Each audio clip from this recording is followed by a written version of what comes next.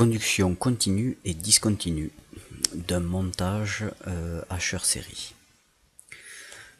Alors le Hacheur série, la diode, le transistor et le signal de commande du transistor est inséré entre une source de tension continue 24 volts et un circuit RLE qui pourrait être l'induit d'une machine à courant continu tournant à vitesse constante puisqu'on a 12 volts ou une batterie d'accumulateurs.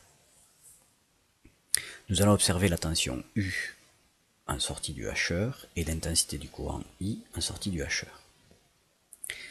Et nous allons voir quels sont les paramètres qui peuvent influencer la conduction continue et la conduction discontinue et ce qu'il se passe.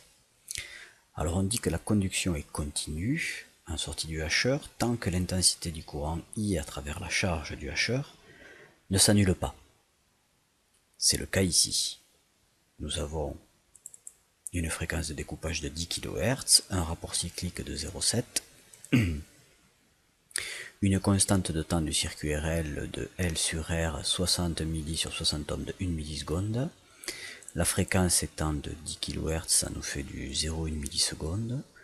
On a bien la constante de temps qui est bien plus grande que la période du signal de découpage et donc le signal est bien triangulaire.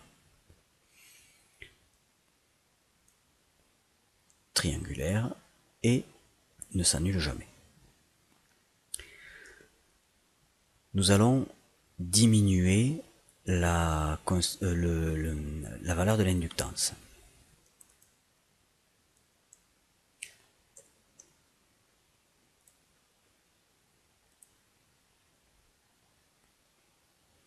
Nous n'avons pas bien vu ce qui s'est passé.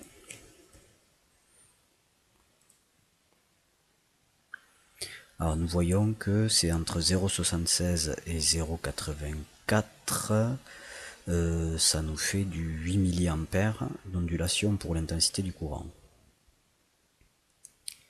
Si nous passons à 10 milli, donc 8 mA d'ondulation, et maintenant nous passons de 0,55 à plus de 100 milli, il y a quasiment un peu plus de 50 mA d'ondulation. Donc l'ondulation de l'intensité du courant a augmenté. Et si l'ondulation augmente encore plus, alors le courant va monter plus haut et descendre bien plus bas, jusqu'à atteindre peut-être 0. Donc si nous mettons 1 millihenry, voilà. Nous voyons que l'intensité du courant s'annule. Donc si l'inductance placée en série avec la charge ou l'inductance de la charge est trop faible, la conduction peut devenir discontinue, l'intensité du courant peut s'annuler. Dans le cas où l'intensité du courant s'annule, si I s'annule, il ne passera ni par le transistor, ni par la diode. Donc, la tension U vaut combien lorsque l'intensité du courant s'annule?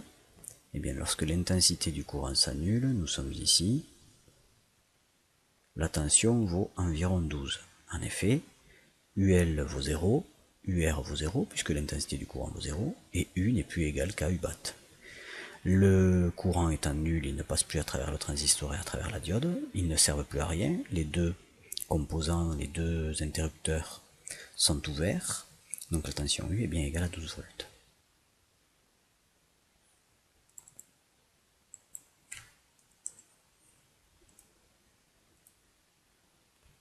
Si on se remet dans les conditions de départ, donc on voit que si l'inductance est trop faible, elle n'accumule pas assez d'énergie pour pouvoir, lors de la phase de roue libre, fournir assez d'énergie à la batterie, et donc elle s'épuise et l'intensité du courant chute tellement qu'elle peut s'annuler et donc le circuit n'est plus conducteur et s'ouvre. Voilà pourquoi il faut une inductance suffisante pour que l'intensité du courant ne s'annule pas.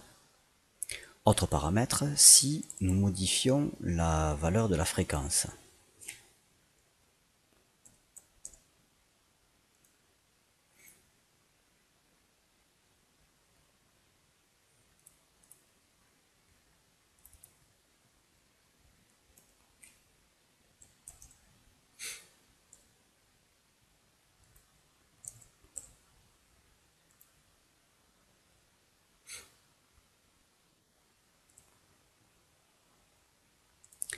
Si nous modifions la valeur de la fréquence, nous voyons aussi que nous avons un phénomène de conduction discontinue.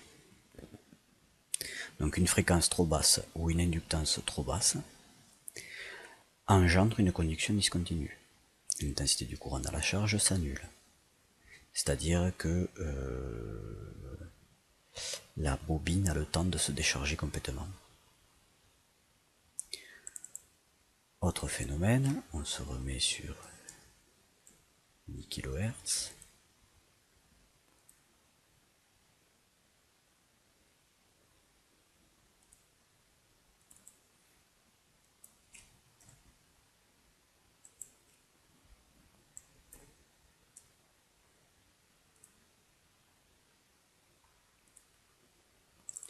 Si nous modifions le rapport cyclique et que nous le mettons sur 0,1,